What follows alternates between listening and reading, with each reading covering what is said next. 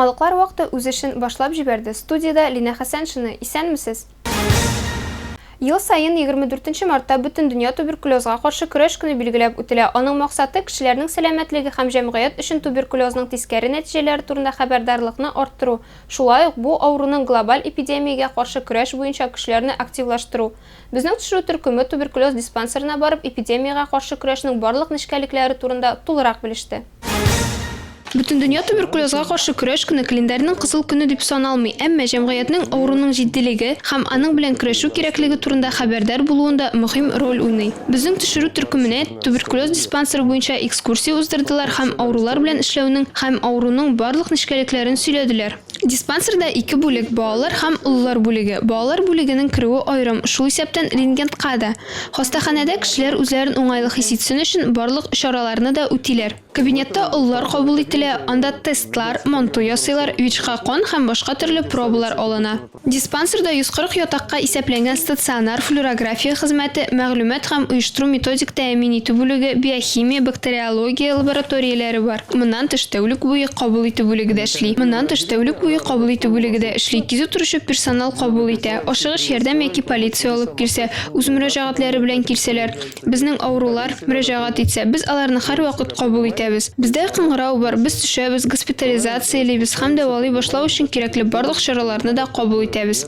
Бактериологик һәм биохимия лабораторияләре заманча җиһазлар белән җиһазландырылган, барлык эш нәтиҗәләре буенча мәгълүматларны компьютер белән эшкәртү системасы, туберкулезны тизләтелгән лаборатор диагностиклауның заманча ысуллары кертелгән. Яңа ел башыннан бирле туберкулез белән авыручы 18 кеше ачыкланган. Шуларның 5-сендә ВИЧ расланган, 3-се үлем белән тәмамланган. Туберкулез ул булган, бар һәм булачак. Шуңа күрә планлы диагностикадан тыш профилактик чараларын мөстәкыйль үтәргә кирәк. Зарарлы гадәтләрдән баш тартырга, физик активлыкны арттырырга, стрессларга каршы көрәшергә һәм әлбәттә шәхси гигиена кагыйдәләрен үтәргә.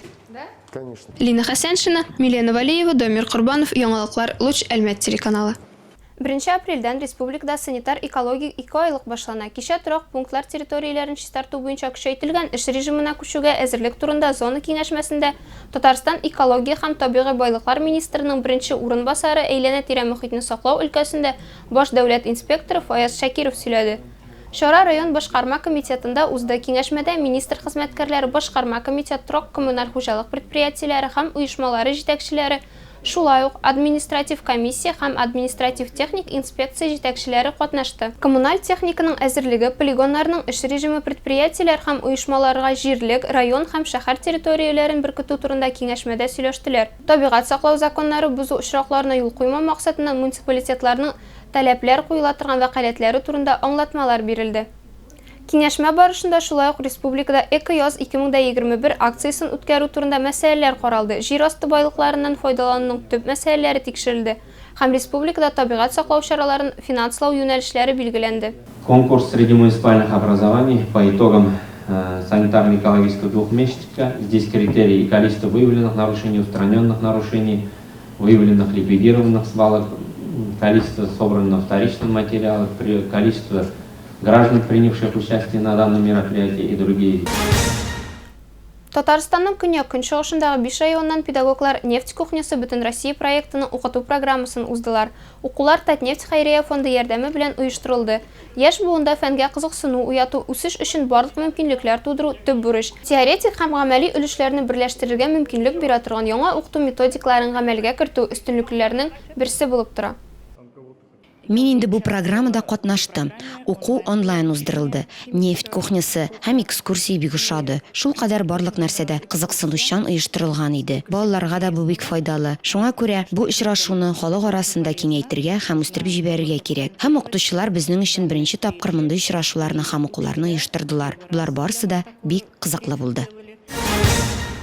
Җирлек картасын дөрес укырга, дистанцияны тиз үтеп көндәшләреңнән элек контроль нокталарын табырга кирәк. Барлык бу күнекмәләргә спорт ориентлашуы өйрәтә. Бу кызыклы спорт төре кешенең физик сәләтен генә түгел, акыл сәләтен дә үстерә. Узган ел көннәрендә спорт ориентлашуы буенча ярышлар 20нче мәктәптә узды. Лабиринт кубогының 3нче этабында 7 яшьтән 17 яшькә кадәр 50дән артык укучы катнашты.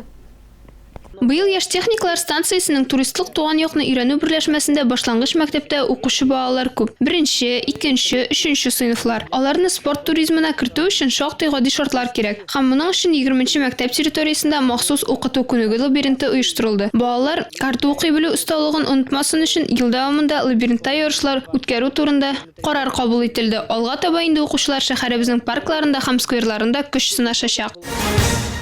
Дөньяда беренче Конкорд оркестр симфоник оркестры Әлмәткә үзенең дәртле программасы белән килде. Әлмәтлеләрне дә Невс башкаласы кунакларында күңелле тамаша шатландырды.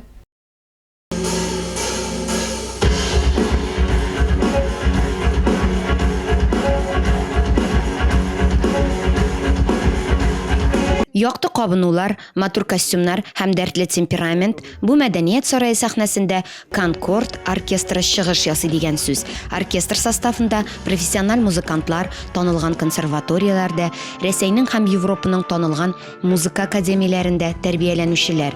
Оркестрның төп үзенчәлеге музыка һәм биюне бердәм мөхиттә берләштерү. Иң төп нокта безнең театралистирелгән бию оркестры. Бию музыкантлары, шуңа күрә без стерео лайв концертларын уйныйбыз. Бу плейбэк түгел, ул тынгысыз оркестр уйный. Яши, бии һәм хәтердә уйный. Шоуның яңа төре, шуңа күрә ул безнең фишка булып тора да инде. Музыкантлар аларны рухландыручы музыканы уйный. Биеп, алар импровизацияләнә, а музыка тавышлар, пластик рәсемгә әверелә һәм симфоник оркестр якты, үзенчәлекле шоуга әйләнә. Виртуоз башкару, классик музыка, фольк, рок-хитлар һәм популяр кино, фильмнардан музыка шедеврларына яңа яңгыраш бирә.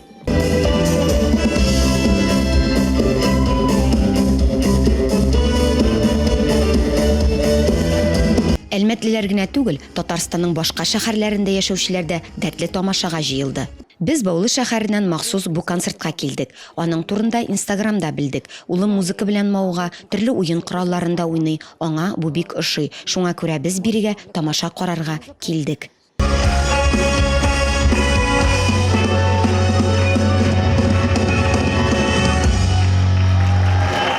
Тамаша тәмамланганнан соң зал ая-үрә басып алкышлады һәм оркестрның кабаттан чыгуын сорады. Шуннан соң тамашачылар рок-музыканың өстәмә концертын карадылар.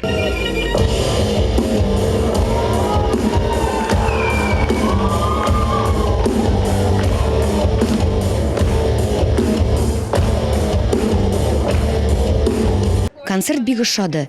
Нинди тәэсирләр алдыгызмы? Бу башка концертлар белән чагыштырырлык түгел. Якты, җылы тәэсирләр, барлык нәрсәләрдә уйланылган. Барысы да бик шәп. Алар безгә инде икенче тапкыр килә. 19нчы елда килгәннәр иде. Без инде бу елны да аларның концертларында булдык. Безгә барысы да бик ошады. Бу сезгә җиткерәсе соңгы яңалыгыбыз иде. Мин Лина Хәсәншина һәм монтажер Илдар Гыймаев сезнең белән саубуллашабыз. Игътибарыгыз өчен рәхмәт.